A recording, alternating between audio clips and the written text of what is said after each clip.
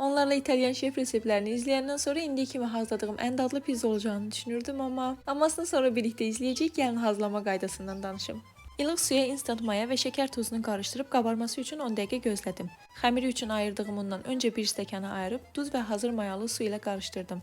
Daha sonra digər bir stəkan unu və zeytun yağını əlavə edib yoğurdum. Xəmiri geri qalan yarım stəkan unla masa üzərində 15 dəqiqə yoğurandan sonra yağlı qaba əlavə edib üzərini streçlədim və kənarda 1 saat yarım gözlətdim. Xəmir 2 qat şişəndən sonra 4 hissəyə bölüb altını unlayıb ağzı bağlı qabda 24 saat otaq temperaturunda gözlətdim. Bu arada xəmirimdə izlədiyim videolardakı kimi qabarcıqlar gördükcə mənim də bu pizzaya olan ümidim o qədər artdı ki, əsla belə bir son gözləmirdim. Pik nöqtə isə xəmirin içindəki bu torlar idi. Əmin idim ki, sınadığım ən uğurlu pizza olacaq. Nə oldusa xəmiri qabdan soba qabına keçirəndən sonra oldu. Xəmir əsla yayılmaq bilmədi, yırtıldığı üçün yenidən unla yumrulayıb yaydım.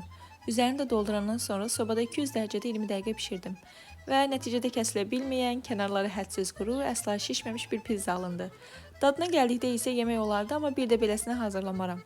Bu resepti ilk dəfə idi sınırdım, heç də hər resept uğurlu alınmır, bunu da sizlə bölüşmək istədim. Əgər siz harda səhv etdiyimi bilirsinizsə, mənlə doğrusunu bölüşsə çox şad olaram. Mən hər zamanki reseptimdən davam edəcəm. Növbəti videolarda görüşənədək hələlik.